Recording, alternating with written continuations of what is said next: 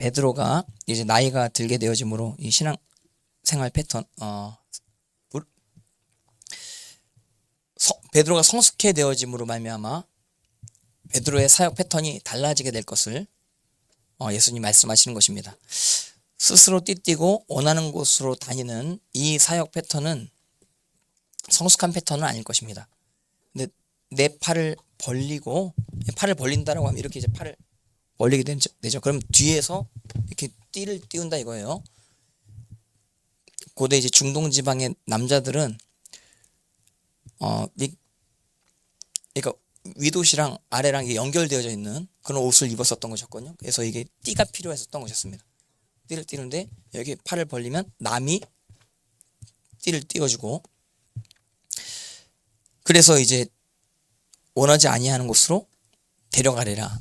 그러니까 자기가 원하는 사역을 하시는 분들이 있고, 자기가 이제 원치 아니함에도 불구하고 어떤 사역을 해야만 하는 어떤 그러한 상황 가운데 있으신 분들이 있을 수 있는 것입니다.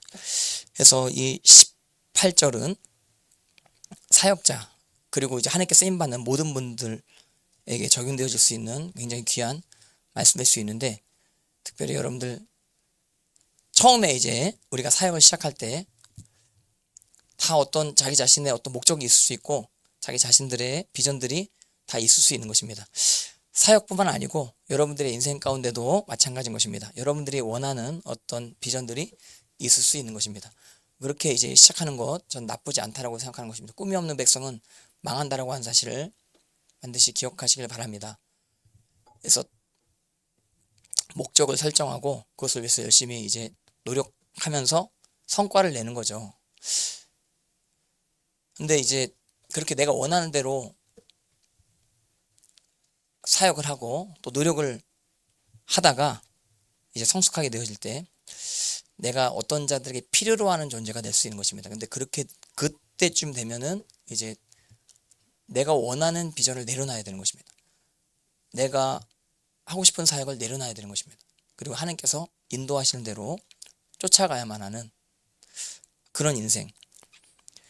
근데 이것을 예수님 말씀하실 때 이 말씀에 대해서 어떻게 해석을 하시냐면, 요한이 뭐라고 주석을 달았냐면 19절 같이 보세요. 19절 시작. 이 말씀을 하시면 베드로가 어떠한 죽음으로 하나님께 영광을 돌릴 것을 가리켜. 사람이 다 이제 살기 원하죠.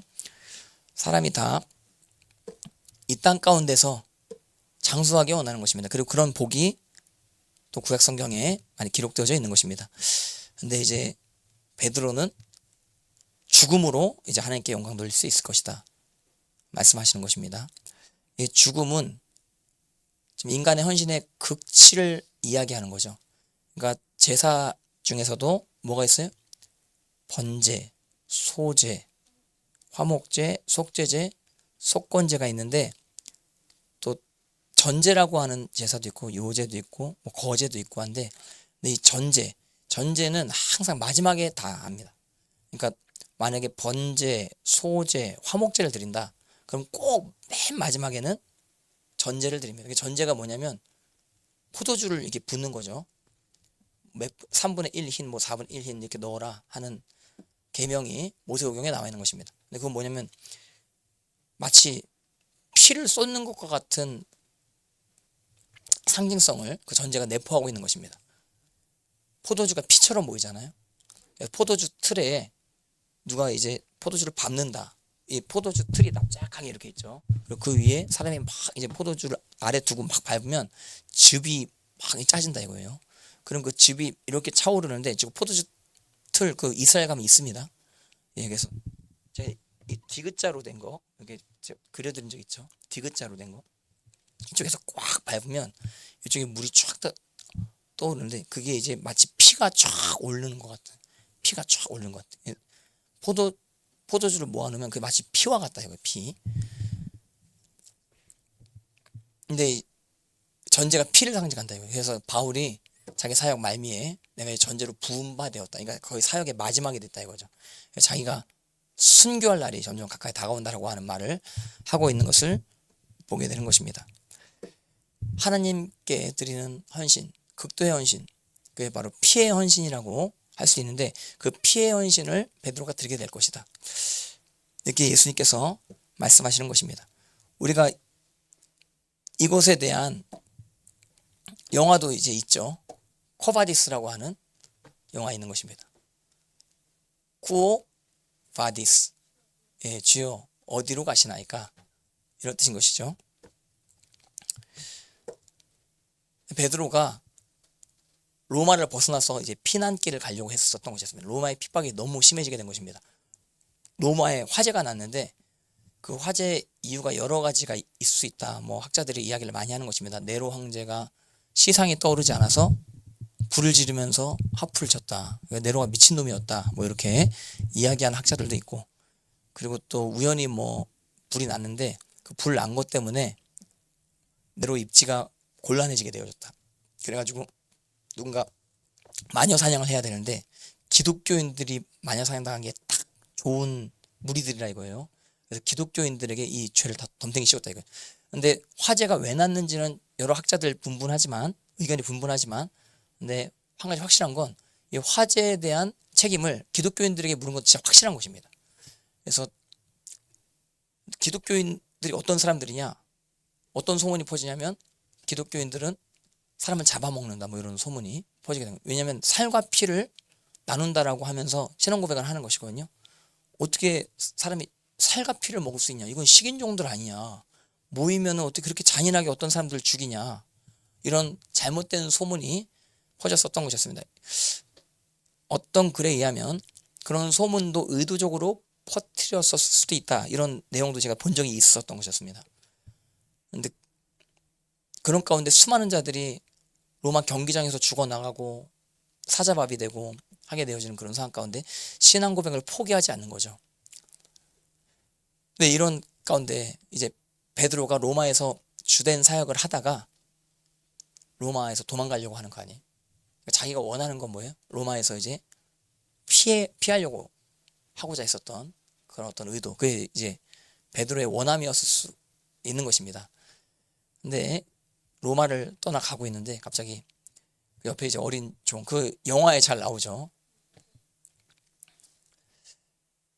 그래서 나는 너가 버리고 가는 너가 버린 그 양에게로 나는 그쪽으로 간다.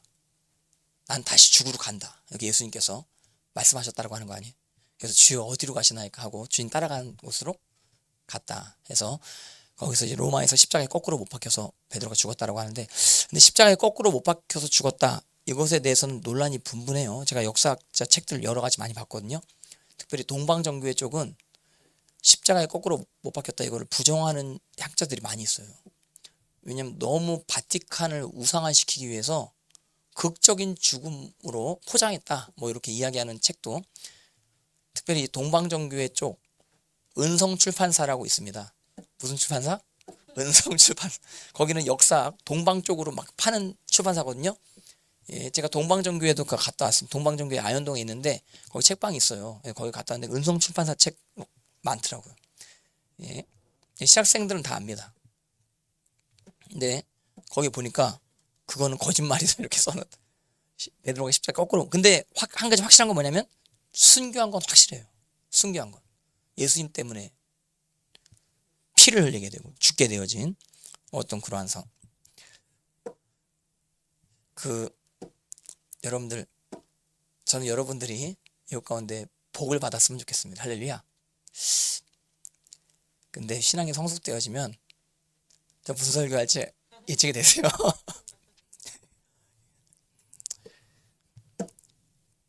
복도 내려놓아야 될 수 있어요.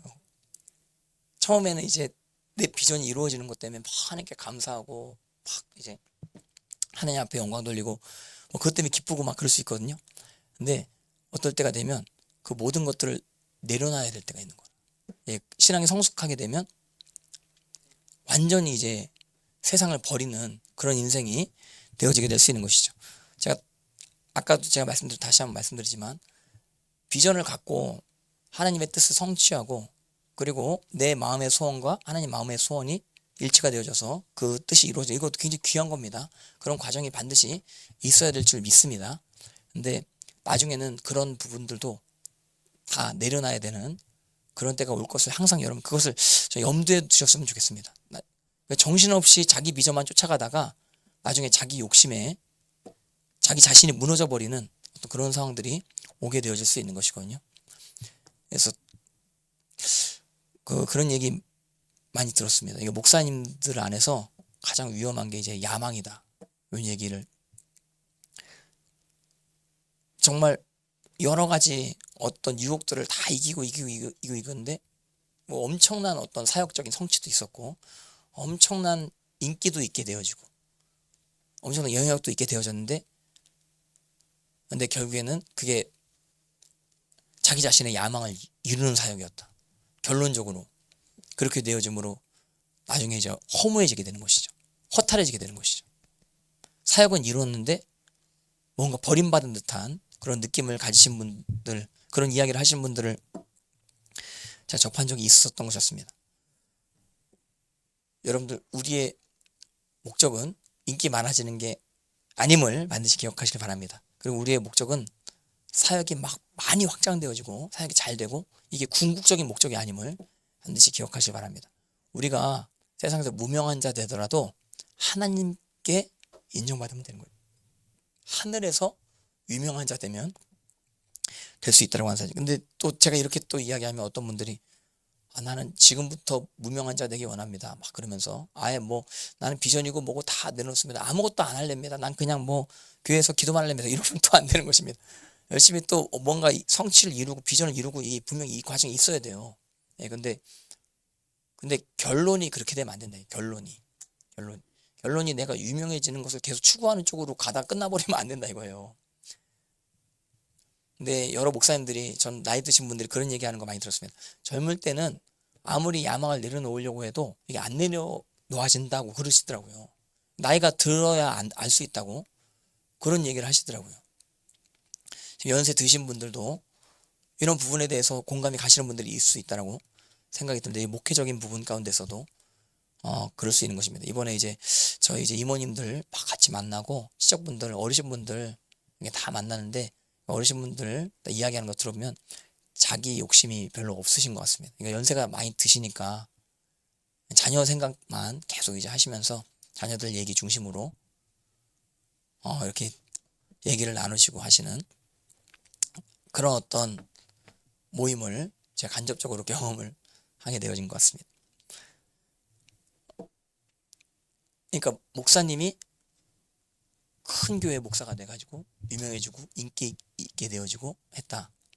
이것도 물론 하나님 앞에 귀하게 영광 돌릴 수 있는 건데 정말 이름도 없이 빛도 없이 북한에서 정치범 수용소에서 죽어가는 그 무명의 사람들 하늘나라에서 굉장히 큰 영광에 어떤 상을 받을 수 있다라고 그렇게 생각도 드는 것입니다.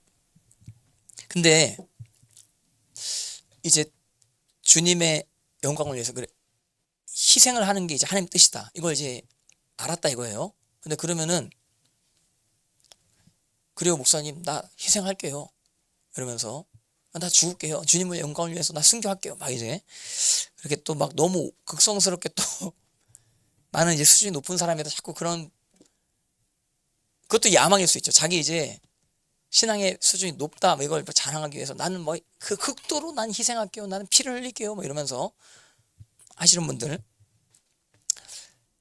그런 분들이 있을 수 있는데 근데 여러분들 희생이 자연스러워야 돼요. 그러니까 여기 지금 요한복음 21장 18절 전반 부분이 있고 후반 부분이 있죠. 근데 전반에서 후반으로 점점 변화되어지는 이 과정 가운데는 반드시 사랑 고백이 있어야 돼요. 주님을 사랑하기 때문에 희생하는 겁니다. 자연스럽게 그렇게. 그리고 그게 전혀 아깝지 않습니다. 내가 하나님을 위해서 희생하는 것이 너무 감사한 것입니다. 그래서 주님의 사랑 가운데 주님의 고난에 동참되어질 수 있게 되어져서 너무나 감사하다. 제자들이 예수님 공생의 사역 때 십자가 지시려고 할 때 예수님 다 버렸죠. 요한이 이제 끝까지 그래도 쫓아간 사람 중에 한 명인데 그래도 처음엔 버렸습니다. 처음에 이제 뭔가 몽치를 들고 예수님 잡으러 올 때는 제자들이 다 도망갔다 그랬지. 뭐 어떤 제자는 뭐 혼입을 이게 탁 그 두르고 예수님 쫓아다녔었던 것 같습니다. 근데 그러다가 그냥 정신없이 도망가죠. 그냥 벌거벗고 막 도망가듯이 그렇게 막 정신없이 도망가. 그러니까 얼마나 귀한 헌신이에요. 진짜 하나만 걸치고 주님 이건 굉장한 헌신입니다. 근데 그러다가 건가 몽치가 오니까 막 불이 나게 막 도망가 버리는, 전혀 희생이 없죠. 전혀 피를 흘릴 준비가 하나도 안 돼 있는 것입니다. 근데 그러다가 언제 희생해요? 성령께서 임하시니까 하나님의 사랑이 우리 마음 가운데 성령님으로 말미암아 부음받아 되는 것이라. 이 견딜 수 없는 사랑이 마음 가운데 있게 되어질 때, 그때서야 이제 그 대제사장들과 종교인들, 사두개인들이 제자들에 대해서 너희들 예수 이름으로 복음 증거하지 마 하는데도 우리가 사람 말을 들을지 하나님 말을 들을지 너희가 판단하라. 우리는 하나님의 복음을 증거하지 아니할 수 없다 하고 주님의 복음을 핍박을 받으면서 증거하는데 막 때리기까지 하거든요. 때렸는데 제자들이 이제 맞았는데 제자들이 맞는 걸 기뻐해요. 맞는 걸 기뻐요. 그러니까 맞거나 죽임당하는 거 두려워가지고 도망갔던, 그렇게 막 벌거벗으면서 도망가고자, 그렇게 불이 났게 도망가고자 했었던 그런 제자들이 이제 자원하는 마음으로 주님을 위해서 희생하게 되어지는, 저는 예전에 한번 야고보에 대해서 묵상한 적이 있는 것입니다. 야고보가 제가 알기로 사도행전 그 12장 정도에서 죽거든요. 너무 빨리 죽어. 근데 예수님께서 직접 택하신 자 야고보가, 여러 야고보가 있거든요. 근데 요한의 형제 야고보를 이야기하는 겁니다. 요한의 형제 야고보. 예수님의 동생 야고보는 예루살렘 감독이었었던 것이고, 복음서에 나오는 야고보가 있거든요. 그 어부 출신 야고보. 그 야고보는 사도행전 전반부에 죽습니다. 너무 일찍 죽는 것입니다. 그 피의 희생. 헤롯이 칼로 야고보를 죽이죠. 근데 이제 그 이후에 헤롯에 대한 기사가 또 나오는, 헤롯에 대한 이야기가 사도행전에 나오는데, 헤롯이 이제 두로 시돈 지방이랑 좀 예민해지게 된 어떤 그런 상황. 헤롯이 두로 시돈 지방 가운데 경제 제재를 했었던 것 같아요. 그 내륙이랑 해안이랑 굉장히 정치적으로 예민한 상황들이 고대 시대에 많이 있었던 것이었거든요. 그런데 이제 왕은 항상 내륙 지방에서 통치를 하게 되는 것이죠. 그래서 항상 이제 해안 지역을 통제하려고 하는 거라. 경제적으로 막 압박을 가하고 제재를 가하고 관세를 묻히고 하는 어떤 그러한 제재를 가했었던 것이었습니다. 그러니까 너무 이제 헤롯이 관세를 많이 붙여버리니까 그 두로 시돈 지방에 있었던 자들이 헤롯이랑 거래를 하려고 하는 것이죠. 그리고 이제 헤롯을 초청하게 되는 것입니다. 그래서 거기서 헤롯이 막 이제 연설을 하는데, 그 사람들이 이제 헤롯의 정치적인 역량이 필요하기 때문에 헤롯이 막 연설을 하는데, 이것은 사람의 소리가 아니요 신의 소리다, 막 이렇게 이야기를 한 장면이 나오는 것입니다. 근데 그리고 하나님께 영광 돌리지 아니함으로 충한테 먹혀 죽었다, 이렇게 나오는 충. 그 어떤 학자는 그거를 암에 걸렸다, 이렇게 이야기하기도 하고, 또 살이 썩는 어떤 그런 병에 걸렸다, 이렇게 이제 이야기하기도 하는 것입니다. 헤롯을 잔인하게 죽였었던 칼로 헤롯이 야고보를 칼로 죽였죠. 근데 헤롯은 충으로 죽게 되죠. 그리고 그 다음에 하느님의 말씀에 흥하여 이렇게 이제 나오는 것입니다. 여러분들, 그 희생을 위해서 그렇게 복음서에서 택함 받았던 야고보, 그 희생, 정말 귀한 희생인 것입니다. 그것을 위해서 부름받았다고 하는 자들도 있을 수 있다고 하는 사실. 여러분들도 혹시 어떤 희생을 위해서 하나님께서 부르셨을 수 있는데, 근데 제가 이렇게 얘기하면 좀 무서워할 수 있는데, 무서워하지 마시고 두려워하지 마시고 한번 따라해보시면 감당할 만한 시험만 하나님 주신다 이거예요. 그리고 한번 따라해보면 시험 당할 즈음에 피할 길을 반드시 주신다라고 하는 사실을 반드시 잊지 마시기를 바랍니다. 그래서 항상 결론이 중요할 수 있다라고 사람들이 이야기를 하죠. 근데 결론보다 중요한 게 과정이라고 하는 사실을 기억하시길 바랍니다. 그런 어떤 희생의 결론이 있게 되어지기까지는 어떤 과정이 있는 겁니다. 예수님의 사랑이 우리 안에 충만해지게 되면 우리가 능히 주님의 영광을 위해서 희생하게 될 수 있다고 하는 사실을 반드시 기억하시기를 바랍니다. 그래서 여기 18절의 말씀이 나오기 이전에 예수님께서 베드로에게 물어보시는 이 질문이 있는 것입니다. 이 질문이 여러분들 귀에도 들리기를 원하는 것입니다. 저에게도 들리기 원하는 것입니다. 제가 이제 요한복음 21장 설교 뭐 많이 했죠. 여러분들에게. 제가 요즘에 저의 사역에 대해서 여러 가지로 지금 생각을 많이 하는 것입니다. 하나님께서 어떤 길로 가야 기뻐하실까 이렇게 생각을 하는 것입니다. 여러분들 아시다시피 제가 좀 연합사역을 오랫동안 해오게 된 것입니다. 근데 그런 가운데 이제 조금 어떤 여러 상황들이 있었던 것이었거든요. 네, 그래서 제가 기도에 초점을 더 맞추게 되는 어떤 그런 사역 패턴으로 들어가게 되는 것 같은데, 내가 이 시점에서 이게 하나님께서 이걸 기뻐하시 아니하시나, 제가 굉장히 좀 고민도 하고 어떤 분들이랑 상담도 많이 하고 했는데, 내 주변의 목사님들이 다들 되게 좋아하시는 것 같더라고요. 보기가 훨씬 좋다, 예전보다. 뭐 그렇게 다들 이전에 같이 연합사역 하셨던 목사님들이 그렇게 얘기하시더라고요. 훨씬 좋다, 하나님께서 그렇게 인도하시는 것 같다, 얘기하시더라고요. 그래서 이제 제가 7시간 기도도 하고, 그리고 또 주중에도 이제 기도한다라고 이렇게 했는데, 그렇게 기도를 한번 저번 주에 해봤잖아요. 주중에 3시간 기도, 7시간 기도 뭐 하니까 거의 기도 말씀 외에는 이제 내 생각, 가족들 만나고 이거 외에는 내 시간이 없어요. 완전히 나는 이제 주님의 포로가 됐어. 나는 주님께 완전히 드려야 되는 그런, 물론 전에도 드렸는데 더 드리게 된 거라.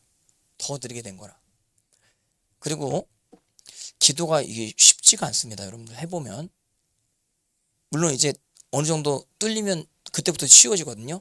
근데 처음에 이제 기도하기 전까지 굉장한 어떤 영적인 저항력이 느껴집니다. 근데 그걸 이기고 이 자리 가운데 나오는 게 힘들죠.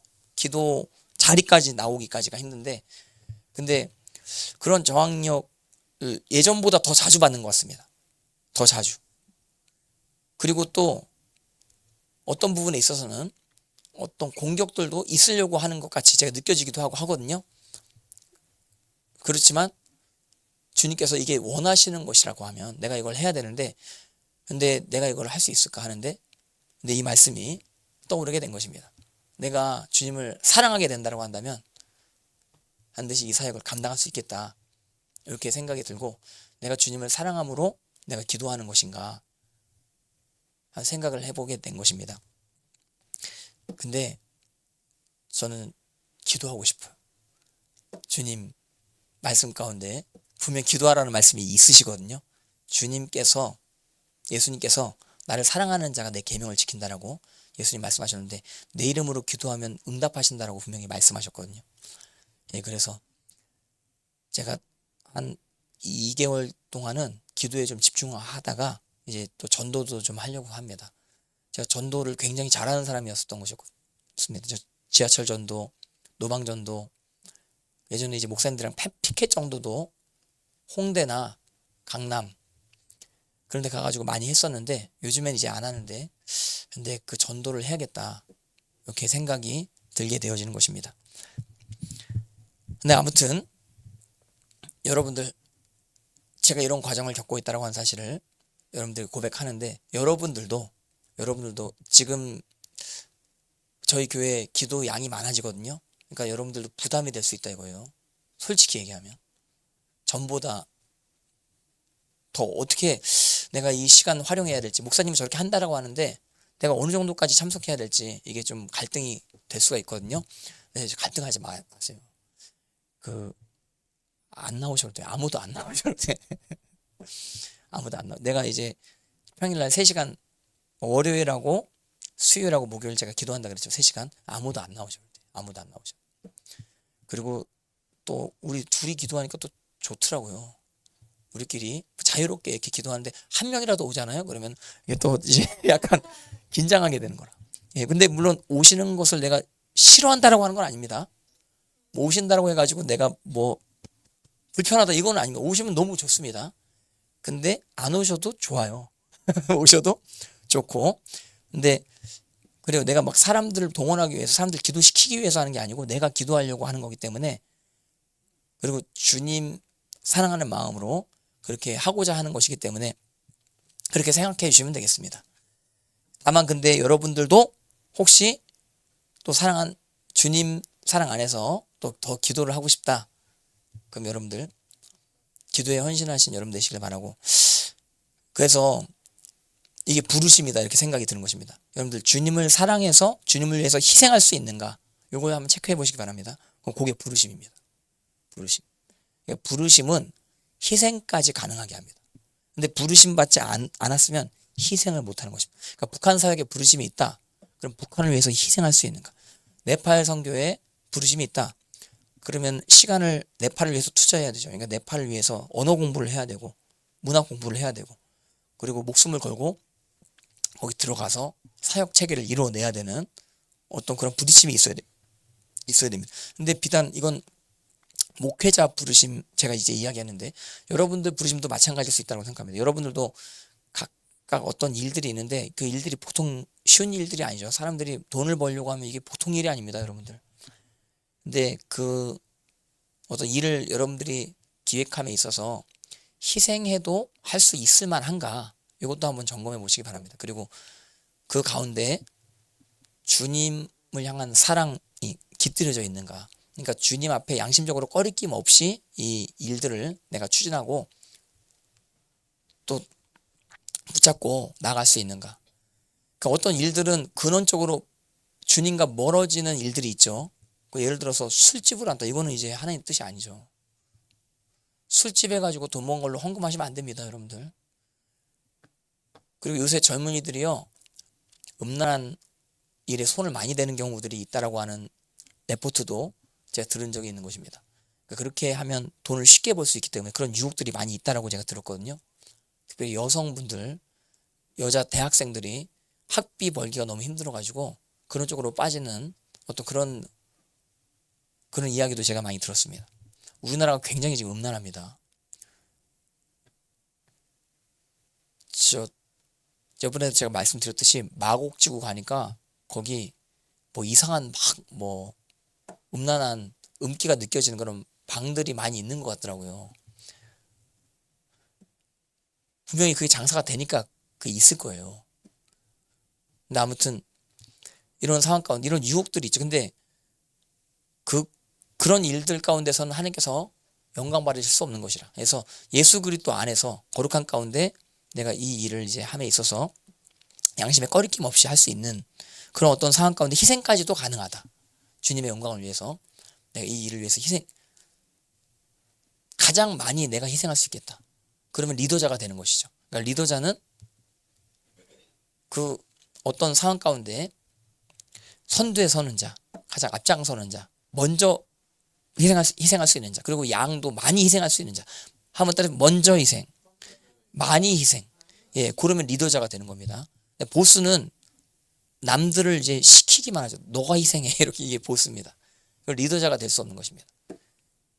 예, 보스는 자꾸 바뀝니다. 보스는 자꾸 교체가 됩니다. 그러니까 그 위치가 편안한 위치거든요.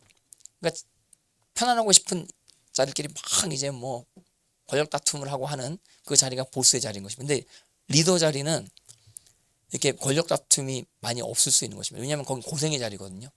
그러니까 대형교회 보세요. 대형교회들 가운데 특별히 어떤 담임 목사님 자리 가게 되어지면 그 목사 자리 앉음으로 말미암아 여러 혜택이 있을 수 있는 그런 자리들은요, 굉장히 권력 다툼이 있습니다.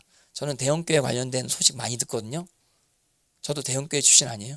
어쩔 수 없이 막 듣게 돼요. 근데 어떤 분들이 사역적으로 탁월해지면 뭐 거기 막 누르는 거라, 뭐 짓누르는, 아주 그냥 뭐 잘근잘근 씹습니다. 진짜 대형교회 너무 잔인합니다. 그리고 이제 딴 데로 발령나고 뭐 그런 일들이 조기 은퇴하고 뭐 그런 일들도 많이 있게 되는 것이거든요. 꼭 대형교회는 그런 것들이 많이 있어요. 예전에 어떤 목사님이 집회를 하는데 엄청난 신유 역사가 일어나게 된 것입니다. 근데 그게 이제 소문이 막 크게 나게 돼가지고 초자연적인 기적들이 막 나타나는데 중간에 잘리시더라고요. 예, 그리고 이제 결국엔 개척하게 되시더라고요.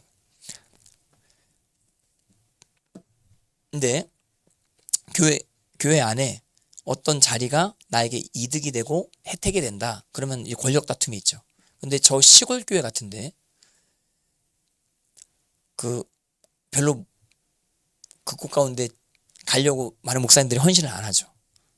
그리고 그런 곳에서는 자녀들에게 목회 사역도 물려주려고도 안 하는 경우가 많이 있는데, 근데 물려받는 경우도 있는 것입니다. 정말 그런 오직 가운데 사역하는데도 자녀가 내가 아버지의 길을 따르겠다. 이건 정말 너무나 귀한 부르심일 수 있고, 이건 이런 상황 가운데서는 모든 사람들에게 덕이 될 수 있는, 이거 진정한 리더가 되는 겁니다. 예수님은 진정한 리더이십니다. 예수님은 먼저 우리를 사랑하셨거든요. 그리고 참 극도의 희생을 하신 것입니다. 예수님께서 십자가에 죽으시는 것, 이게 보통 일이 아닌 것입니다. 여러분들 사건 사고 주변에 일어나는 거 경험해 본 적 있으세요? 그 트라우마가 굉장하다 그러더라고요. 그래서 제가 차 운전하다가요, 쥐를 밟고 지나간 적이 있는 것입니다. 쥐를 밟고 덜컹 하고 지나갔는데, 이게 사건 사고잖아요. 와, 막 그냥 가슴이 덜컹거리는데, 반드시 전 세계인들은 아시기 바랍니다. 내가 쥐를 밟으려고 해서 밟은 게 아닌데, 내 차가 지나갔는데 쥐가 지나가는, 덜컹하고 밟히는데,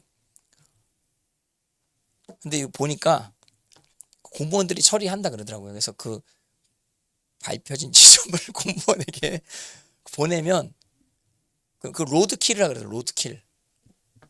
예, 그래서 그 사체 처리반이 있대요.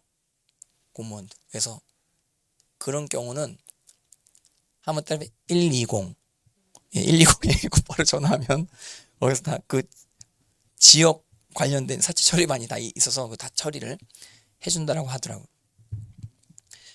예, 근데 제가 그런 것들 경험하고, 야, 이게 동물 관련된 사고도 이거 굉장히 진짜 심각한데, 이게 사람 관련된 어떤 사고를 옆에서 겪으신 분들, 그리고 또 직접 그런 사고를 당하신 장본인이 되신 분들, 예를 들어서 천안함 사고 있었잖아요. 그 선체가 반으로 짜게지게 된 것입니다. 어떤 자들은 반틈은 살아나게 되고 반틈은 이게 죽임당하게 된 거, 눈앞에서 본 것입니다. 세월호 가운데도 마찬가지죠. 어떤 자들은 살았는데 어떤 자들은 죽었는데, 그거를 고통스럽게 죽는 장면을 본 사람들 있잖아요. 이거는 트라우마가 굉장한 것입니다. 뭐 보통 일이 아닌 것이죠. 보통 누군가 죽는다라고 하는 거, 이거 보통 일이 아닌 것입니다. 근데 예수님께서 채찍에 맞으시는 거, 이거 보통 일이 아닌 것입니다. 플라그롬이라고 하는 채찍, 그걸로 예수님 거의 죽기 직전까지 맞으신 것이죠. 그리고 채찍을 때린 그 군병이 어떤 이제 문서에 보면은 시리아 군병이라고 나오는 것입니다. 그러니까 시리아 쪽이랑 이스라엘 쪽이랑 좀 예민한 어떤 그런 민족주의적인 대척점이 있었던 것이었거든요. 근데 일부러 시리아 군인을 투입을 시켰대요. 그래가지고 아주 이스라엘 하면은 아주 그냥 광기를 일으키는 그런 군인들에게 채찍을, 그 플라그롬이라고 하는 채찍을 쥐어준 것입니다. 그래서 그걸로 정갈 채찍이라고 하죠. 끝에 정갈 모양의 철심이 박혀 있는, 소뼈도 달려 있는, 그거 이제 그 때리면 그거 보통 일이 아닌 것입니다. 근데 예수님께서 그런 희생을 감당하셨다. 이건 굉장한 사건, 굉장한 고난인 것이거든요. 예, 근데 예수님께서 나를 위해서 그런 고난을 겪으셨다. 이건 진짜 보통 일이 아닌 것입니다. 근데 예수님께서 그렇게 먼저 우리를 위해서 희생해 주셨기 때문에, 예수님께서 스스로 그렇게 희생해 주셨기 때문에 정말 우리 주님이 되실 만하신 것입니다. 우리 주님이신 것입니다. 할렐루야. 우리가 섬기는 주님은 정말 그렇게 섬김 받을 만한 자격이 되신 분이시기 때문에, 그게 그분의 모든 행동으로 다 확증되어졌기 때문에 우리가 그분을 주님으로 따르는 것이, 보세요. 그리스 신화 여러분들 책에 보시면, 저는 뭐라고 뭐 여러분들에게 추천도 안 해드리지만, 아무튼 신들이 인간에게 관심이 전혀 없어요. 바울이 사도행전에 보시면 아덴에 가서 설교하지 않습니까?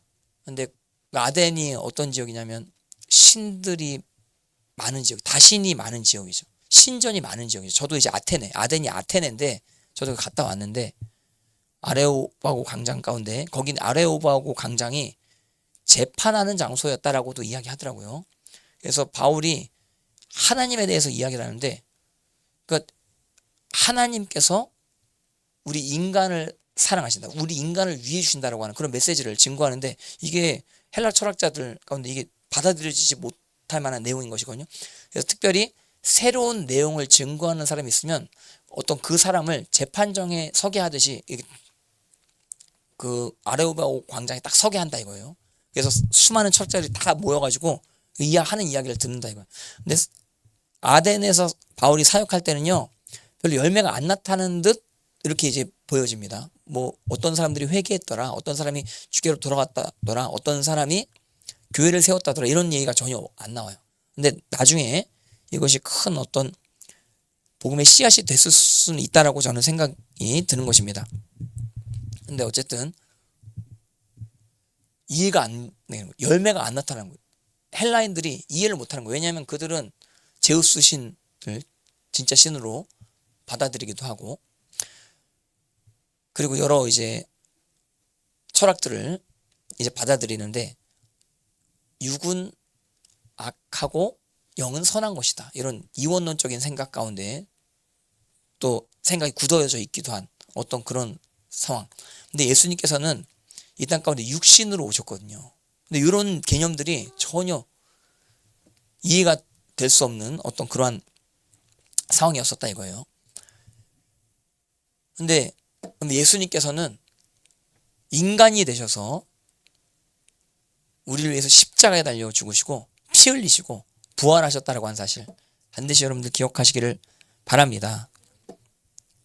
그 주님이 진정한 리더가 되시는 분이신 것입니다. 그 주님이 진정한 우리의 왕이 되실 만한 분이심을 기억하시기를 바랍니다.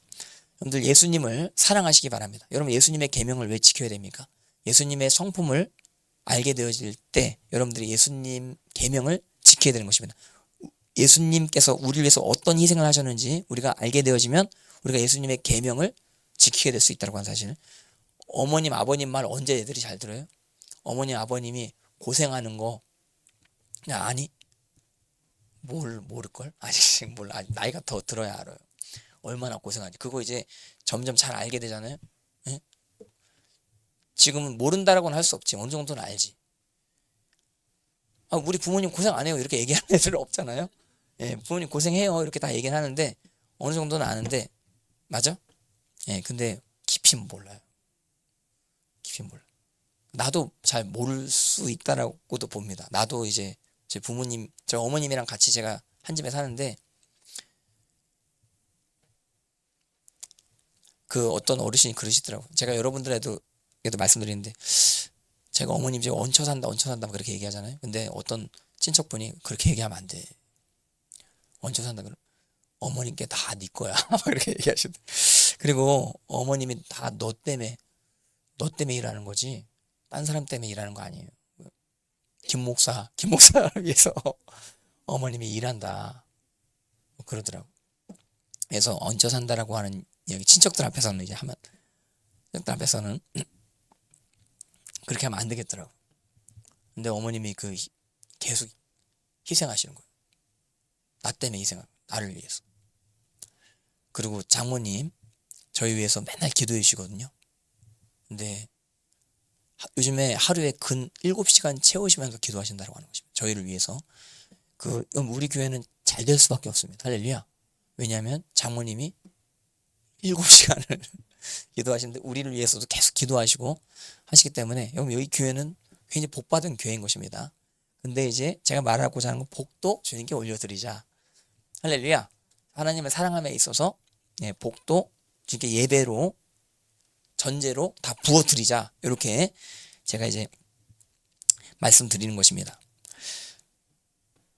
그래서 나도 이제 주님 사랑하는 만큼 또 주님께서 원하시는 대로 또 희생해야겠다. 내가 할 수 있는 게 뭐냐? 이 땅 가운데 기도하자 생각이 든 것입니다. 그래서 그게 부르심으로 연결이 되는 것입니다.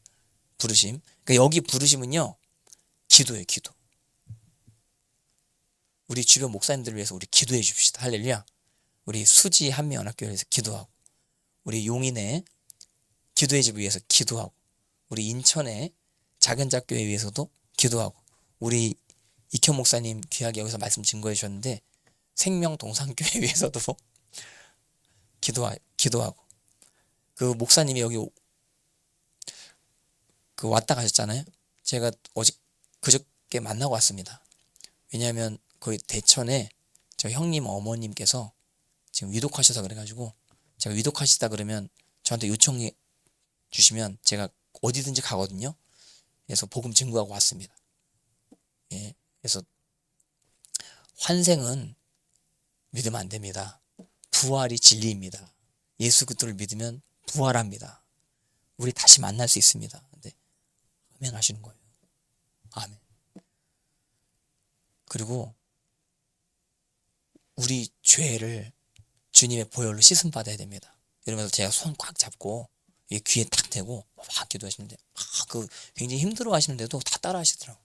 근데 놀랐던 게 뭐냐면, 죄에 대해서 이야기하는데 제 손을 꽉 잡으시는 거예요. 죄가 있는데 주님의 보혈로 씻음 받아야 됩니다. 근데 꽉 잡으시면서 저를 따라해보시고 합니다. 저는 죄인입니다. 한데 첫 번째 고백이 안 되셨어요.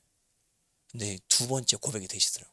내가 한 번 기도로 끝내려고 하다가 이게 좀 찝찝하더라고요. 죄에 대해서 고백이 안 되시니까 확 저를 잡으시고 죄에 대해서 고백해서 이제 두 번째는 고백을 하시더라고요.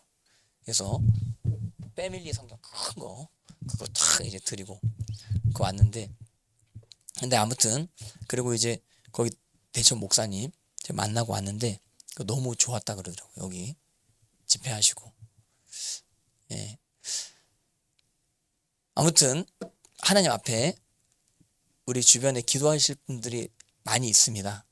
우리 가족분들 위해서 기도하실 수 있는 만큼 기도하시고, 그리고 또 우리 아이들은 공부할 수 있는 만큼 열심히 공부하고, 아이들은 지금 너무 영적으로만 가면 안 되거든요. 예, 그건 공부를 열심히 해야 돼.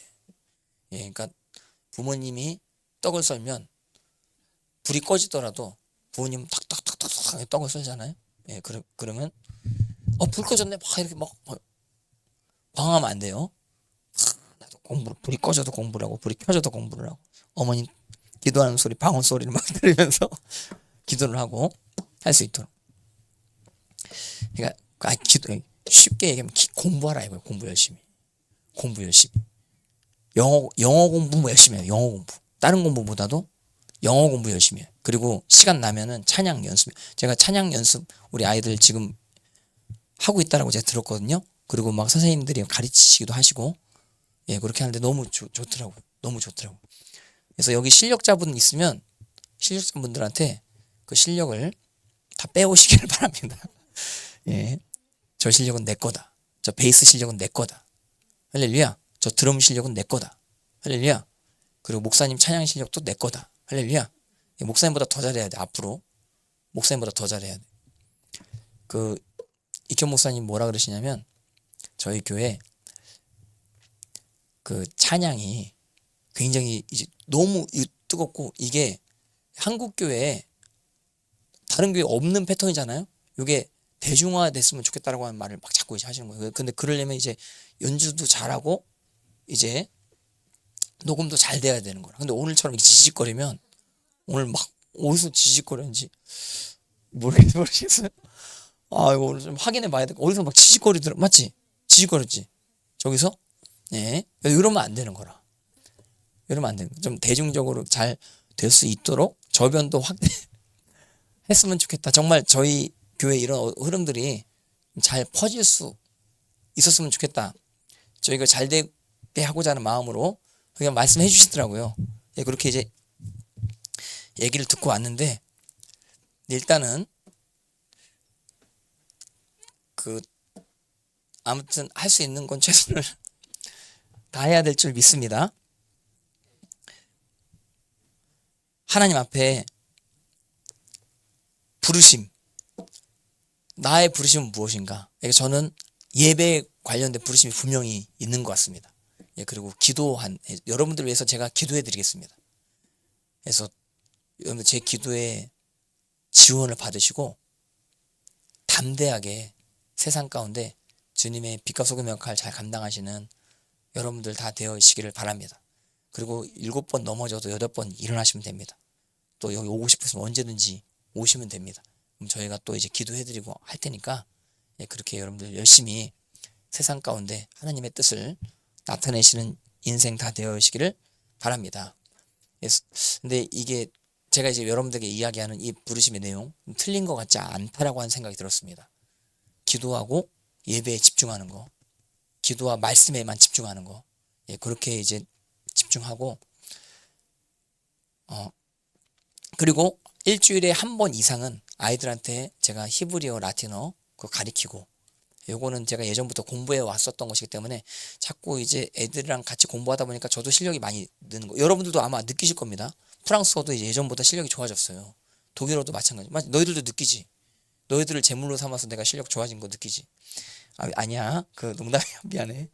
예, 오해하지 마. 너희들 제물이 아니고 내가 제물이. 할렐루야.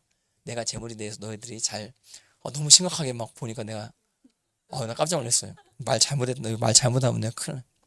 예. 내가 너희들 가르치기 위해서 한 5시간은 공부하고 와요. 미리. 예, 이거저거 막 다 찾아보면서. 그리고 나는 2번째 보는 거예요. 너희들 가르칠 때 2번째 보면은, 그러니까 가르치면은 내게 돼요. 근데 배우면은 내게 안 돼요. 그러니까 배운 다음에 가르쳐야 돼. 너희들도 꼭 가르쳐라. 가르쳐라. 누군가에게 꼭 가르쳐. 드럼도 꼭 가르쳐라. 내가 보니까 깜짝 놀랐어요. 예전에 2층 가니까 혼자 드럼 치고 있더라고. 홀로. 맞지? 그런 적 있지? 깜짝 놀랐어요. 야, 근데 잘 치더라고요. 발복도 치고 뭐도 치고.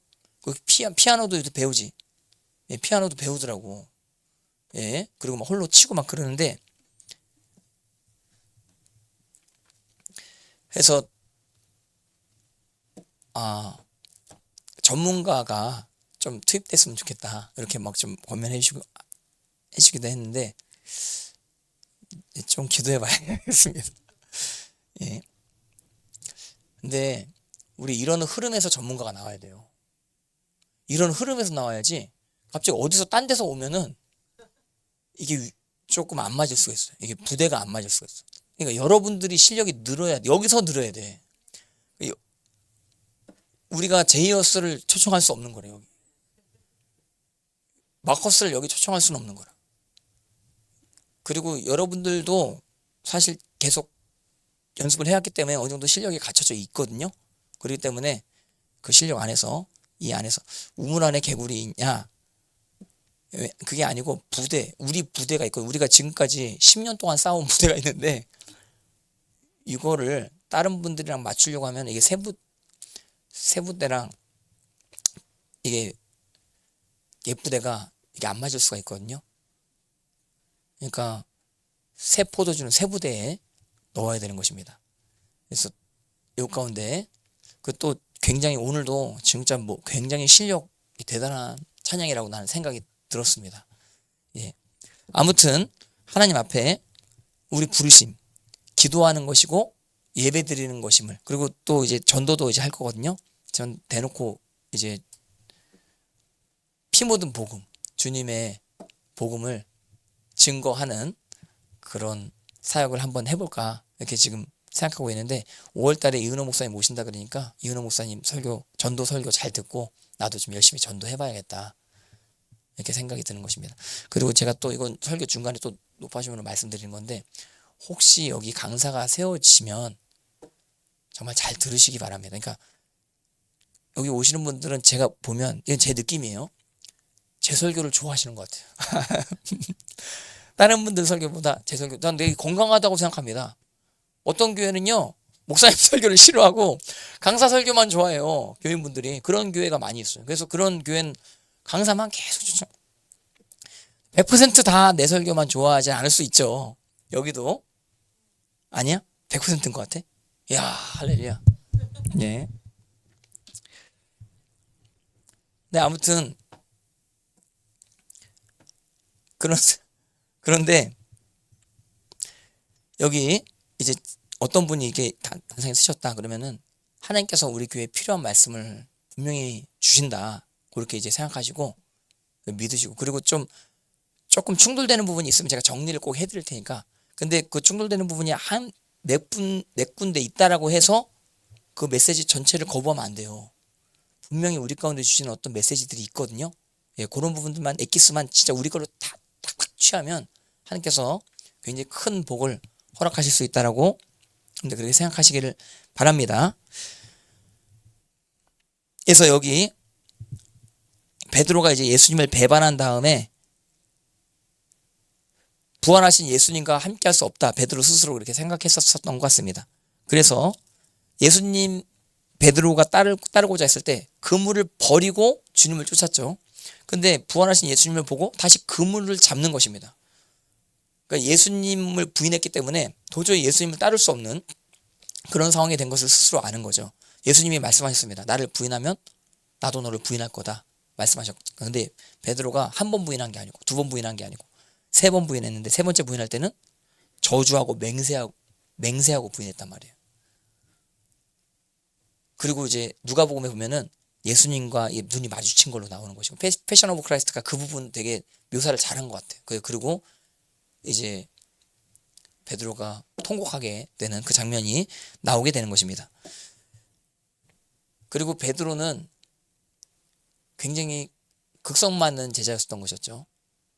다른 얘네들은 다 주님 버리더라도 얘네들은 다 버려도 나는 안 버립니다. 이렇게 얘네들이라고 또 이 다른 제자들은 다 버려도 나는 안 버립니다 하면서 그렇게 자신만만하게 주님 따르겠다고 하는데 예수님께서 베드로야 너는 더 부인하고 얘네보다 더 부인한다. 이렇게 이런 뉘앙스로 말씀하신 거죠. 그러니까 너는 닭이 두 번 울기 전 너는 세 번 부인해 이놈아까지는 안 했는데 근데 아무튼 근데 진짜로 예수님 말씀대로 세 번 부인하게 된 거라. 그래서 또 여기서 우리가 알 수 있는 게 아무리 이제 우리가 마음껏 막 결단하고 막 하겠다 한다고 해서 그 일이 내 뜻대로 되는 게 아니고 주님 사랑하는 만큼 돼요. 내가 성숙한 만큼 그렇게 행동하게 되어질 수 있다고 하는 사실 반드시 기억하시길 바라고 그리고 여러분들 존재가 그 미성숙한 가운데 여러 실패들을 많이 해요. 그러니까 내가 내 자신에 대해서 생각을 할 때 난 이 정도 수준이라고 생각했는데 내가 이 정도 수준이 안 된 것 같이 느껴지는 실수를 막 많이 한 거라. 그러면은 겸손해야 돼요. 내가 이 정도가 아니구나 아직. 내가 아직 좀 아래 단계구나. 이렇게 생각을 스스로 하시고 그래서 내가 이런 수준이기 때문에 이런 실수가 자꾸 나오는 거구나. 주님 내가 더 성장하기 원합니다. 주님 저를 긍휼히 여겨 주시옵소서. 이렇게 기도하시는 여러분들 다 되어시기를 바랍니다. 근데 여기 이제 베드로가 주님을 따르겠다라고 했는데 결국엔 주님을 세 번 부인하게 된 것입니다. 그러니까 이제 부활하신 예수님을 볼 면목이 없죠. 그래서 그물을 다시 잡으러 디베랴로 이제 가게 되어진 것입니다. 근데 또 베드로 따라서 또 다른 제자들도 또 다 가겠다라고 하는 것도 아니에요. 다른 제자들도 이게 양심에 예수 어떻게 내가 주님을 버리고 도망갔는데 다시 주님을 따를 수가 있는 것인가 이런 생각을 했었을 수도 있다라고 생각이 드는 것입니다. 근데 이제 예수님을 만나게 되는 것이죠. 이 요한복음 21장은 베드로가 예수님을 처음 만난 상황이랑 매칭이 딱 되는 장면이라고 보시면 되겠습니다. 근데 달라지는 건 뭐냐면 예수님 베드로 처음 만났을 때는 그물이 찢어졌습니다. 근데 여기서는 그물이 찢어지지 않는 것입니다. 물고기 153마리가 다 잡히게 된 어떤 그러한 상황. 그러니까 이 찢어지지 않니 어떤 주석 보니까 그물이 찢어지지 않은 게 이제는 이제 주님의 사랑으로 회복된 다음에 이제 그 모든 물고기들을 다 품을 수 있는 그런 마음이 된 제자들의 상태를 이야기한다. 뭐 그렇게 이야기하는 주석도 있더라고요. 근데 어쨌든 예수님께서 베드로를 만날 때 숯불을 준비하시는 것이죠. 이게 베드로가 예수님 부인할 때 숯불에서 부인했거든요. 요한복음 21장 9절 같이 보시겠습니다. 요한복음 21장 9절 시작. 육지에 올라보니 숯불이 있는데 이게 숯불이라는 단어가 한번 찾아보실래요? 요한복음 18장 18절에 보시면 18장 18절 그때가 추운 고로 종과 아랫사람들이 불을 피우고, 이게 a fire of coal. 그래서 요한복음 21장 9절이랑 똑같은 단어입니다. 숯불. 그러니까 베드로가 어디 앞에서 예수님 3번 부인했어요? 숯불 앞에서 예수님 3번 부인했습니다. 근데 육지에 올라왔는데 예수님께서 숯불을 딱 놔. 이건 베드로에게 트라우마라. 트라우마가 기억이 나도록 예수님이 그 상황 환경 다 세팅을 하신 거라. 그래서 여러분들 주님 앞에 헌신하시기 위해서는 과거 정리가 꼭 되어져야 됩니다. 그리고 여러분들이 과거 실수를 인정도 다 해야 됩니다. 내가 그리고 자기가 부족한 상태였구나. 그것도 인정을 해야 됩니다. 덮고 지나가면 안 됩니다. 그걸 드러내고 주님 앞에 자기 상태를 반드시 점검받는 과정이 있어야 된다고 하는 사실을 기억하시길 바랍니다. 숯불이 있는데 그 위에 생선이 놓였고 떡도 있더라. 그리고 예수님께서 베드로에게 물어보시는 것입니다. 15절 시작. 그들이 조밥 먹은 후에 예수께서 시몬 베드로에게 이르시되 요한의 아들 시몬아 내가 이 사람들보다 나를 더 이 사람들 제가 예전에 이거 중성형이라 그랬죠. 근데 다시 찾아보니까 중성도 될 수 있고 남성도 될 수 있어요. 예. 오예요. 남성 복수 or 중성 복수예요. 그래서 이 사람들이라고 해석할 수도 있고 이것들이라고도 해석될 수 있어요. 전 이것들인 줄 알았거든요. 근데 이 사람들도 돼요. 근데 이것들로 해석한다고 한다면 이것들보다 더 나를 사랑하느냐 이렇게 예수님이 말씀하셨다고 한다면 그럼 이 고기들을 이야기하는 건데, 그러니까 너가 지금 다시 그물을 잡고 고기를 기르려고 하는데 넌 이것보다 나를 더 사랑하잖아. 너 이것들보다 더 나를 사랑하느냐? 이렇게 예수님께서 물어보는 것이, 너는 고기잡이로 평생 살 수 없어. 너는 나를 쫓아야 돼. 너는 고기 잡는 걸 버리고 모든 걸 버리고 나를 쫓아야만 하는 사람이야. 어떤 그러한 뉘앙스로 예수님께서 베드로에게 말씀하시는 것입니다. 그리고 이 사람들보다 나를 사랑하느냐, 그 누구보다도 나를 사랑하느냐 이렇게도 번역이 될 수 있다고 하는 사실을 이렇게 아시면 되겠습니다. 그래서 이르되 베드로가 뭐라 그래요? 아무도 주님 그러하나이다. 내가 주님을 사랑하는 줄 주님께서 아시나이다. 내가 주님 사랑하지 않는 길, 그러니까 주님의 부르심을 거부하는 길로 가려고 했는데 제가 그럴 수 없다. 그럴 수 없다라고 하는 사실을 주님께서 다 아신다라고 하는 그런 뉘앙스로 주님 앞에 말씀하신 것입니다. 베드로 안에 남은 게 뭐밖에 없어요? 주님에 대한 사랑밖에 없어요. 그러니까 주님께서 말씀하시는 대로 순종하지 않으면 견딜 수 없는 그 마음. 여러분들 이게 부르심입니다. 할렐루야. 다른 거 다 나한테 뺏어갈 수 있어도 뭐 하나 뺏어갈 수 없는 게 내 안에 남아있어. 이게 내가 실수도 많이 하고 넘어지기도 많이 했지만 근데 내 안에 포기하지 못하는 뭔가 있어요. 이게 남아있게 됐어요. 그게 뭐냐면 이게 하나님의 사랑이라요. 근데 이 마지막 남아있는 딱 하나, 이게 하나님 사랑인데 요거를 벗어나서 뭔가 해보려고 하는데 도무지 안 되는 거야. 딴 거는 손에 일이 잡히지가 않는 거라.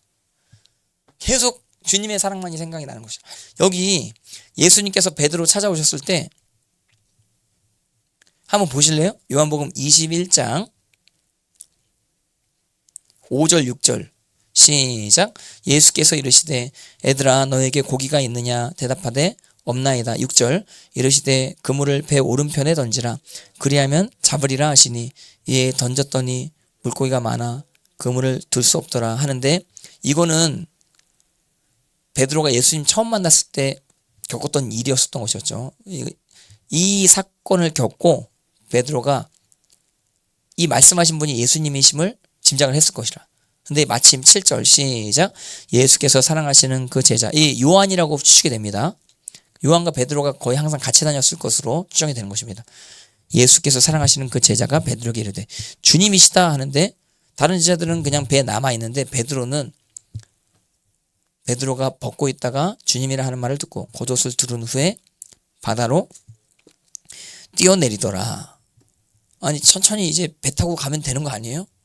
근데 이게 견딜 수 없는 마음. 주님이다 하는데 마음이 뜨거워져. 할렐루야. 예배 드리러 가자. 그런데 새벽에 막 마음이 뜨거워져. 벌쩍 막 일어나가지고 막 갈아입고 막 그래가지고 막 이제 나 할렐루야. 할렐루야. 할렐루야. 할렐루야. 예. 그 주님 한번 주님이시다. 할렐루야. 예. 그러니까 이제 막 다른 제자들보다 더 앞서는 더 헌신하고 싶은 거라. 주님에 대한 사랑이 여기 가득 차 있기 때문에 주님, 예. 여러분들 항상 말씀을 자기 자신에게 적용시키시기를 바랍니다. 예. 할렐루야. 예. 내 얘기예요. 목사님도 사실 이게 누구 얘기? 누구 얘기? 내 얘기예요. 내 얘기. 그러니까 말씀 들을 때 어떤 분들 목사님 말씀을 꼭 아내가 들어야 되는데 막 그러신 분 있어요.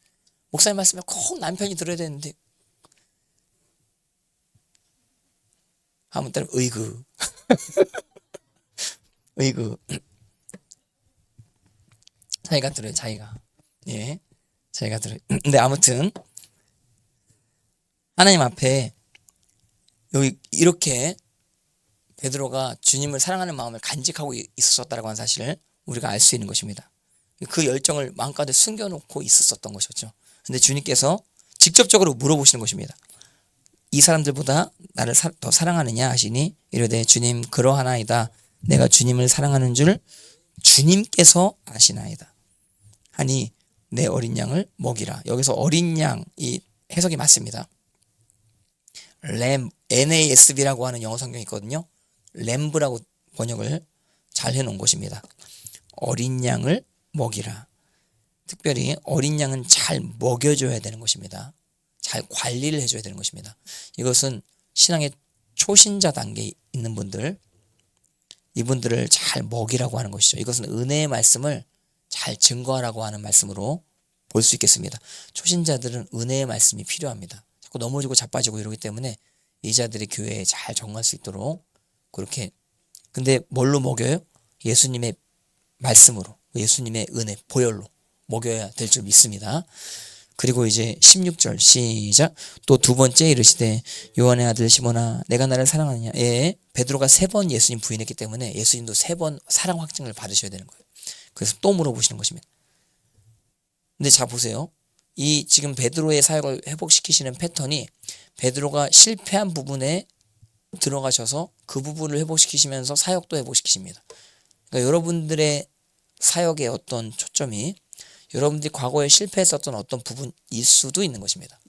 그래서 그 부분 가운데 주님께서 여러분들의 속을 드러내셔서 사랑 확증을 받으시고 또 다시 재혼신케 하시는, 또 재혼신케 하시는 그런 어떤 부르심, 그런 어떤 인도하심으로 여러분들을 인도하실 수 있다는 하는 사실을 기억하시길 바랍니다.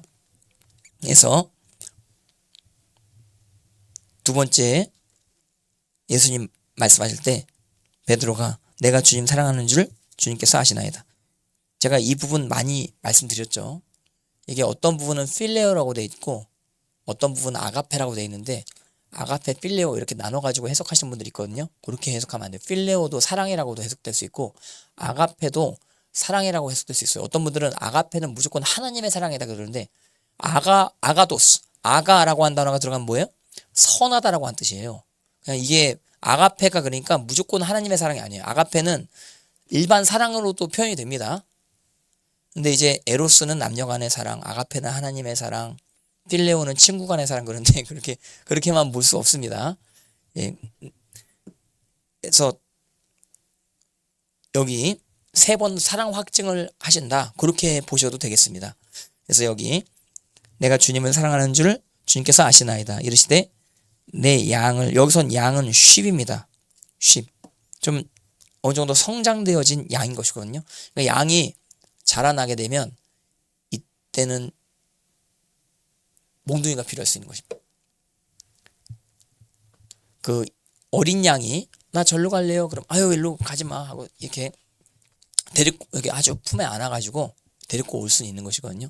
근데 다 큰 양이 왜 하면 나 절로 갈 거야. 그러면 야 이놈아 이러면서 이렇게 양을 칠 수 있는 것이거든요. 여기 혹시 다 크신 분 양분 계십니까? 예. 아직 안 컸어? 맞기 싫어? 예. 네. 근데 이 몽둥이가 뭐냐면 그 예수님의 경고의 말씀이에요. 그러니까 교회가 초신자 단계에만 머무른 교회가 있거든요. 근데 이런 교회들은 좀 폭넓게 받아들이는 접촉점이 굉장히 그 부분에 특화되어 있죠. 그러니까 어떤 교회 얘기 들어보니까 어떤 교회에 키오스크가 있대요. 교회에 키오스크가 있어. 키오스크 뭔지 아세요? 예? 키오스크에 어떤 셀을 자기가 들어갈지 그걸 이제 셀을 자기가 키오스크로 고른다 그러더라고요. 근데 그럼 셀 이름이 뭐냐 하는데 뭐 자전거 셀. 그러니까 자전거 관련돼 가지고 관심이 있으신 크리스천들끼리 모여가지고 뭐 모임 만들었는데 자전거 셀 있으면 나 여기 들어갈래. 여기 탁 누르면은 그 셀 리더한테 뭐가 탁 오나 봐요. 전화번호가 탁 뭐 뜨거나 뭐 그런가 봐요. 그래가지고 이 키오스크 가지고 뭐 한다라고 하는 것입니다. 근데 그럴 수 있냐? 그럴 수 있냐? 근데 저희 교회랑은 부르심이 안 맞아요. 저희는 뭐 섞지 않죠. 저희는 뭐 여기 말씀 증거하는 것입니다. 할렐루야. 아이들한테도 말씀을 가르치는 것입니다. 할렐루야. 아이들에게도 찬양을 가르치는 것입니다. 요즘에 뭐 스노우보드 누가 금메달 땄다고 막 뭐 뉴스 나오고 막 그러는데, 예, 스노우보드 동호회가 요즘 활성화될 수 있다 뭐 그런 얘기도 나오고, 제가 옛날에 스노우보드 딱 한 번 탄 적이 있습니다. 저희 옛날 그 선교부 총무할 때 총무들끼리 모여가지고 근데 갑자기 내가 이 얘기 왜 하지? 자꾸 구렁텅이로 빠지면 안 되는데. 예. 근데 스노우보드 동호회 뭐 그런 식으로 스노우보드 셀 해가지고 거기에 관심 있는 사람들끼리 모이고 막 그런다 그러는데, 근데 어쨌든 좀 초신자들을 생각해서 그렇게 이제 한다 그러는데, 근데 그렇게만 되면 안 돼요. 근데 그렇게 어떤 접촉점을 가질 수 있게 하는데 그렇게만 되면 안 되죠. 예, 이제 우리끼리 모일 때는 스노우보드 얘기는 하지 말자. 할렐루야. 우리끼리 얘기할 때는 말씀만 보자. 할렐루야. 우리가 말씀을 원어로 보자. 할렐루야. 우리가 말씀을 라틴어로 보자. 우리가 모여가지고 스노우보드 얘기하지 말고 무릎을 꿇자. 할렐루야. 찬양을 하자. 할렐루야. 성경에 스노우보드를 연구하라, 썰매를 연구하라, 뭐 이런 게 없어요. 성경에 찬양하라, 할렐루야, 기도하라 이렇게 나와 있는 거 아니에요? 예. 아이고, 어떤 친척분한테 내가 이거 들었는데 그 친척분이 설교를 안 듣기를 바랍니다. 근데 나는 이게 적응이 안 되더라고. 어떻게 뭐 스노우보드 셀이 이렇게 있고 뭐 무슨 셀이 있고 무슨 셀이 있고. 근데 초신자들을 접촉점을 위해서 그렇게 한 것이다라고는 할 수 있는데, 근데 어쨌든 그 수많은 교회들 이 두 번째 부르심에서 불합격되는 경우가 많이 있을 수 있다고 생각합니다.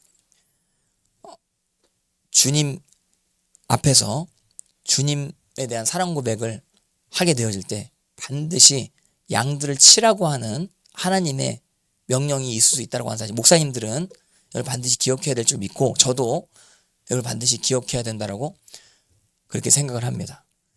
예, 그래서 하나님 앞에 여러분들, 제가 혹시 이게 여러분들에게 쓴소리처럼 들리는 어떤 이야기를 할 수 있다고 여겨주실 때, 그때 여러분 그런 것을 잘 받으신 여러분들 되셨으면 좋겠습니다. 할렐루야. 그래서 그리고 여러분들, 저희 교회는요, 예배가 첫 번째예요. 일단 여기 예배 나오셔야 돼요. 그래야 하나님께 쓰임 받을 수 있거든요. 자꾸 예배랑 멀어지게 되면, 물론 이제 다른 어떤 부르심이 있을 수는 있는데 여기 저희 교회랑도 멀어지게 될 수 있는 거, 저랑도 멀어지게 되는 거라. 이게 예배를 드리셔야 돼요. 예배 그 임재 장소에 있으셔야 돼요. 근데 그런 희생이 있어야 돼요.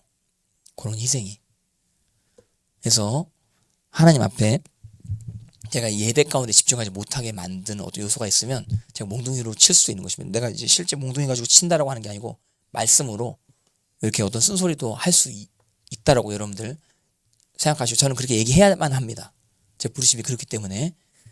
그래서 하나님 앞에 여기 내 양을 치라 하시고 그 다음에 17절 같이 보시겠습니다. 시작. 세 번째 이르시되 요한의 아들 시몬아 내가 나를 사랑하느냐 하시니 주께서 세 번째 내가 나를 사랑하느냐 하심으로 베드로가 근심하여 이르되 주님 모든 것을 아시오매 내가 주님 사랑하는 줄 주님께서 아시나이다. 예수께서 이르시되 네, 여기서는 양입니다. 그러니까 15절에서는 한번 더 어린 양, 근데 17절에서는 내 양, 쉽입니다. 쉽. 그래서 15절은 램, 17절은 쉽. 단어가 달라요. 장성한 양을 이제 먹인다. 그러니까 장성한 양은 언제 잘 먹을 수 있어요?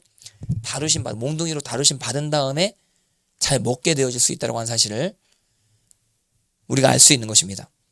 그리고 이제 베드로의 부르심 가운데 하나님께서 어떤 희생을 요구하시는데 근데 그 요구가 자연스러운 요구가 될 수 있다 이거예요. 왜냐하면 베드로가 주님을 사랑한다고 하면 정말 이 정도 수준의 자기 희생, 이 정도 수준의 자기 부인까지도 감당할 수 있는 베드로의 그릇이 굉장히 큰 거죠. 그것을 하나님께서 베드로가 실패한 다음에 이렇게 또 말씀해 주신 것입니다. 그럼 사도행전 역사가요. 베드로가 실패한 지 얼마 안 된 다음에 일어난 역사입니다. 그러니까 베드로가 실패한 다음에 트라우마 상처 치유 기간을 한 3년 겪고 그 다음에 안정된 다음에 쓰임받아 이게 아니에요. 몇 달 안 됐어요. 예수님 부인한 지. 예수님 저주한 지 얼마 안 됐어요. 근데 성령께서 역사하시는 거죠. 강력하게 베드로에게 역사하시고 베드로가 그 제사장들 앞에서 강력하게 복음 증거가 되어졌다라고 하는 사실. 그러니까 여러분들 곧 쓰임받을 수 있습니다. 할렐루야. 그 실패한 지 얼마 안 됐더라도 주님 사랑의 고백만 진실되게 여러분들이 고백되어진다고 한다면 곧 쓰임받을 수 있다고 하는 사실을 반드시 기억하시기를 바랍니다. 할렐루야. 그래서 여기 나를 따르라 예수님 재헌신을 요구하는 것이죠. 그래서 19절 요한복음 21장 19절 같이 보시겠습니다. 시작. 이 말씀을 하시면 베드로가 어떠한 죽음으로 하나님께 영광을 돌릴 것을 가리키시미로라. 이 말씀을 하시고 베드로에게 이르시되 나를 따르라. 예, 이제 다시 베드로가 예수님을 따르게 된 것입니다. 이 나를 따르라 이 말씀은 베드로가 처음 예수님 따를 때 들었던 말씀인데 재헌신을 예수님께서 요구하시게 된 것입니다. 그리고 오늘은 이 부분만 하고 제가 마치겠습니다. 그리고 오늘은 한 10시 20분까지 제가 기도하고 가려고 하거든요. 그래서 오늘은 그 10시 20분까지 기도하시고 11시까지 좀 기도하는데 오늘만은 되게 좋아하는 것 같은데 예, 근데 기도도 안 하고 갔으면서 좋아요. 갑자기 내가 그거 딱 보이지 박수를 막 치는 게 뭐. 아닌가? 내가 잘못 봤나? 아니 미안해. 내가 오해할 수도 있어요. 예. 상처받으면 안 돼요. 자 이게 요한복음 21장 20절 같이 읽겠습니다. 시작. 베드로가 돌이켜 예수께서 사랑하시는 그 제자가 따르는 것을 보니 그는 만찬석에서 예수의 품에 의지하여 주님을 파는 자가 누구? 예, 요한일 것으로 추정이 되는 것입니다. 근데 베드로가 부르심이 확증이 되는 상황 가운데 요한이 궁금한 거죠. 그래서 이 요한은 어떤 부르심입니까? 요한은 나중에 어떻게 될 겁니까? 물어보는데 예수님께서 22절 시작. 예수께서 이르시되 내가 올 때까지 그를 예수님은 승천하시고 다시 오실 것입니다. 근데 언제 올지는 모르겠지만 근데 올 때까지 요한을 살려둔다라고 할지라도 머물게 하고자 할지라도 내가 무슨 상관이냐. 이거 엄청난 사건이죠. 예수님이 재림하실 때까지 요한은 살아있다. 이거 엄청난 사건이죠. 근데 이런 일이 일어날 것이다 이렇게 말씀하시는 것이 아닌 것입니다. 이건 가정적으로 얘기하시는 것입니다. 만약에 그렇게 된다라고 할지라도, 가정한다라고 할지라도, 그런 일이 일어난다라고 할지라도 너랑은 상관이 없다 이거죠. 이런 엄청난 부르심이 요 안에 있다라고 할지라도, 그러니까 다른 사람들, 우리 옆에 어떤 자들 엄청난 부르심 뭐 이야기하고 엄청난 부르심을 이루는 것 같고 뭐 그렇게 헌신하고 있고 한다라고 할지라도, 엄청난 하나님의 영광을 어디 교회에서 막 뭐 경험한다 할지라도, 여러분들 개개인적으로 순간순간 주님의 부르심 가운데 헌신하시기를 바랍니다. 할렐루야.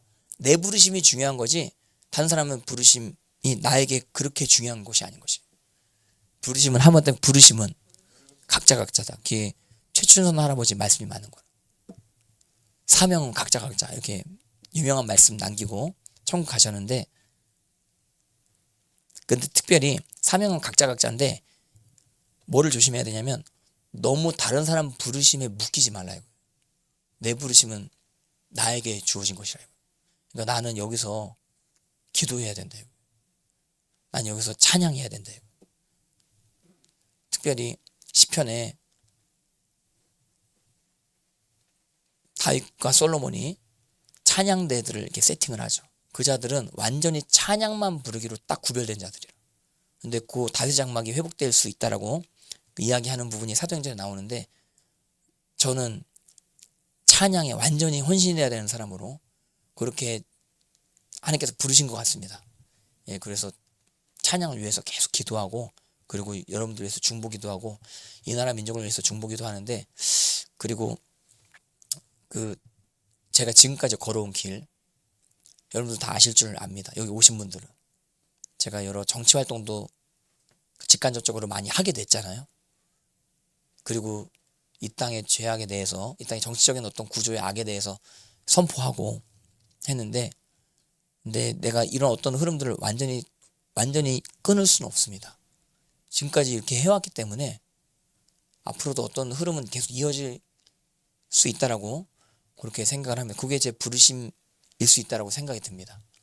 그런 부분들, 부정선거 관련된 부분들, 제가 이제 계속 어떤 부분에 있어서 발언은 해야 될 것으로 그렇게 생각이 들거든요. 저는 이번에 이하상 변호사님 석방되시는 장면 제가 보고 너무 감동됐습니다. 이하상 변호사님 나오셔서 하신 말씀 보셨어요? 그거 한번 꼭 보세요. 완전 이하상 변호사님이 예수님의 사람이 됐어요. 예수님이 나의 구주십니다. 다 나오시고, 예수님이, 하나님이 나의 통치자, 뭐 이렇게. 근데 아주 직설적으로만 말씀하시는데 너무 제가 보람이 있는 거예요. 내 생각에는 우리한테 영향받았나? 이건 내 착각일 수도 있는데. 근데 이하상 변호사님, 제가 그 영화 보고 나서 그 뷔페에 모셨거든요. 제 차로 제가 모셨습니다. 그래서 우리끼리 대화하는데 변호사님이 그러시더라고요. 목사님, 저는 목사님께서 투쟁하신 거, 헌신하신 거, 솔직히 이거 좀 끄고 해야겠다.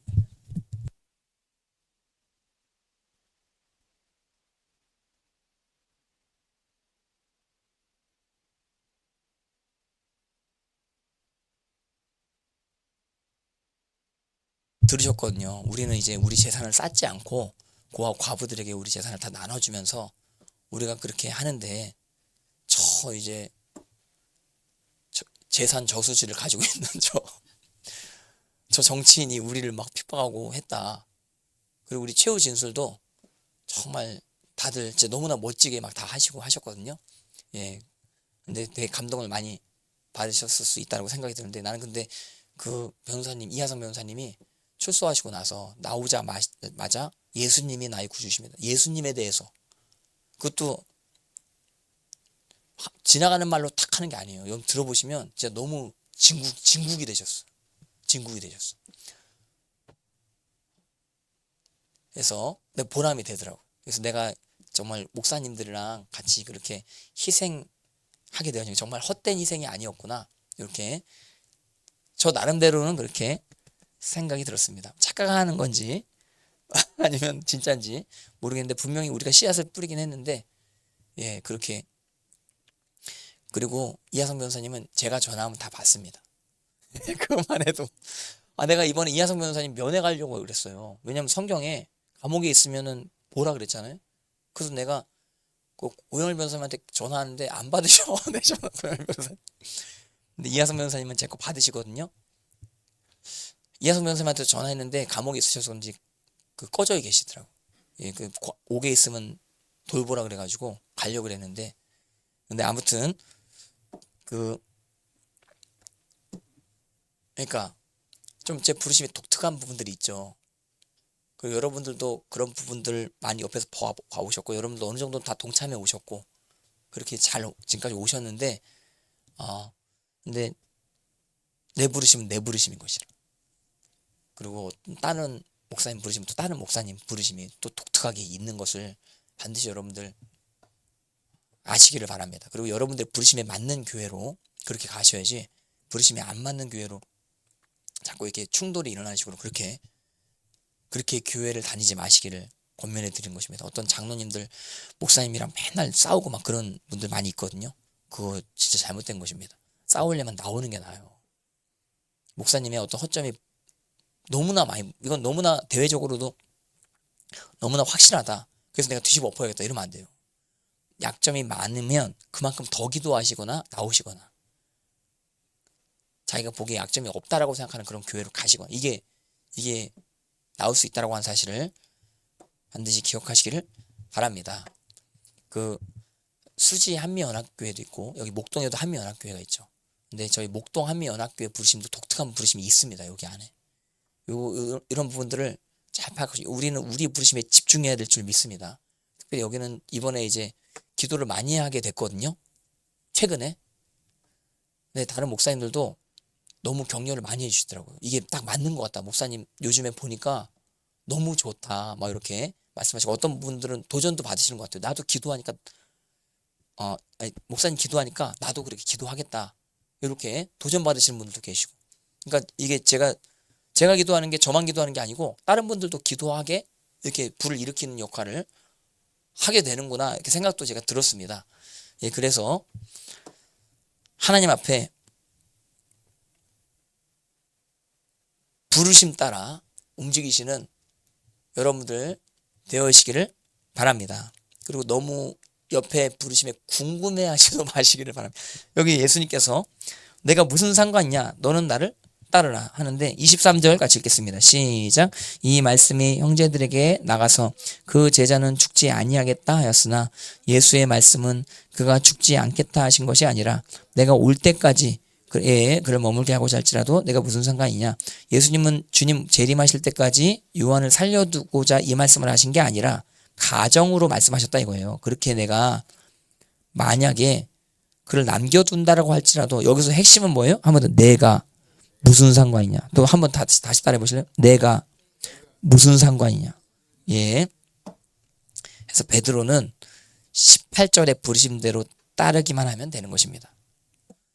하나님께서 그리고 이제 베드로를 인도하시게 되어졌고 요한을 인도하시게 되어진 것입니다. 요한의 부르심 또 복음서에 나오는 부분이 요한은 마리아를 섬기라고 부르심 받게 되는 것이거든요. 십자가에서 보라 내 어머니라 이렇게 말씀 예수님께서 하시는 것이거든요. 물론 예수님의 이제 동생들이 많이 있었죠. 이 동생들이 마리아를 챙겼어야 됐을 것이다라고 추정해. 이건 당연한 거고. 근데 특별히 요한 보고 마리아를 챙기라고 이게 십자가상에서 부탁하는 그 부르심을 주시는 거죠. 그러니까 요한의 부르심은 마리아를 챙기는 부르심인 것입니다. 이 베드로랑 다른 부르심일 수 있는 것입니다. 마지막으로 이 얘기만 하고 여러분들도 여기 우리 교회 기도 많이 하는 이 장소에 와가지고 예배도 열심히 뜨겁게 드리시고 하시는데 이곳 가운데서도 여러분들 개개인의 또 부르심 또 다릅니다. 그래서 그 개개인 한 명 한 명 부르심을 잘 찾으시고 다른 사람들과 비교하지 마시고 여러분들의 것을 잘 찾아 나가시기를 바랍니다. 여러분들 사업을 한다거나 또 직장 가운데 취직을 한다거나 여러 각자 부르심들이 다 귀한 부르심들이 있을 수 있거든요. 그래서 그 가운데 하나님의 인도하심을 받고 다만 그 부르심 가운데 예수님의 영광을 위해서 귀한 인도하심을 받는 과정 가운데 주님을 사랑하시는 여러분들 다 되어시길 바라고, 예수님을 더 깊이 알아가시는 저와 여러분들 다 되어졌으면 좋겠습니다. 예수님을 아는 만큼 사랑하게 된다고 하는 사실 또 여러분 반드시 기억하시기를 바랍니다. 할렐루야. 예, 그래서 오늘 요한복음 21장 여러분과 같이 나눴습니다. 오늘은 한 10시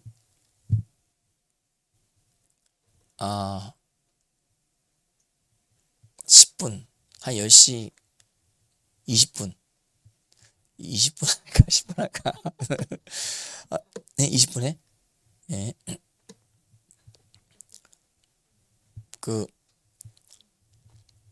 오늘 그냥 10시까지 기도하시고, 오늘은 이제 설이니까 오늘 그렇게 기도하시고 오늘 집에 가시면 되겠습니다. 예, 오늘 10시까지 기도하시고, 예, 제가 이제 기도하고 오늘 마치겠습니다. 제가 기도하겠습니다. 하나님 아버지 감사합니다. 오늘 이 자리 가운데 하나님 앞에 우리가 예배 드릴 수 있도록 인도하심을 감사합니다. 주님, 오늘 주님의 부르심을 깨달아 알게 하심을 감사합니다. 우리 가운데 예배자의 부르심을 허락하심을 감사합니다. 중보기도자의 부르심으로 부르심을 감사합니다. 전도자의 부르심으로 부르심을 감사합니다. 또 각자 부르심 가운데 귀한 한 소망 가운데 연합되어지게 하심을 너무너무나 감사합니다. 겸비한 가운데 남을 나보다 낮게 여기고, 또 우리가 우리 것을 돌볼 뿐만 아니고 남의 것도 내 몸과 같이 돌볼 수 있는 우리 가운데 귀한 아량 허락하심을 감사합니다. 여기 계신 분들 가운데 주님, 이 종이 간구하오니 저와 여기 오늘 예배 참석하신 모든 분들 끝까지 예수님의 부르심 온전히 이루는 인생 다 되어지게 하여 주시옵소서. 마음과 몸과 뜻과 힘과 정성 다해 하나님을 마음껏 사랑하는 인생 되어지게 하여 주시옵소서. 내 이웃을 내 몸과 같이 사랑하며 내가 대접받고 싶은 대로 남에게 대접해주는 인생 다 되어지게 하시고, 아버지 7번 넘어져도 8번 일으키시는 주님의 자비 가운데 또 모든 연약함을 극복하는 인생 되어지게 하시고, 주님 그리스도의 온전함 가운데 하나님을 귀하게 고백하는 여기 계신 모든 분들 다 되어지게 하여 주시옵소서. 예수님의 이름을 찬양합니다. 예수님, 우리가 주님을 사랑하는 마음 주님께서 아심을 압니다. 주님 없이는 살 수 없습니다. 주님을 사랑합니다. 주님 감사합니다. 예수님의 이름 받들어 간절히 기도드렸사옵나이다. 아멘. 할렐루야. 우리 주여 삼창하시고 자유롭게 기도하시면서 귀가하시면 되겠습니다. 주여, 주여, 주여. 세대메라.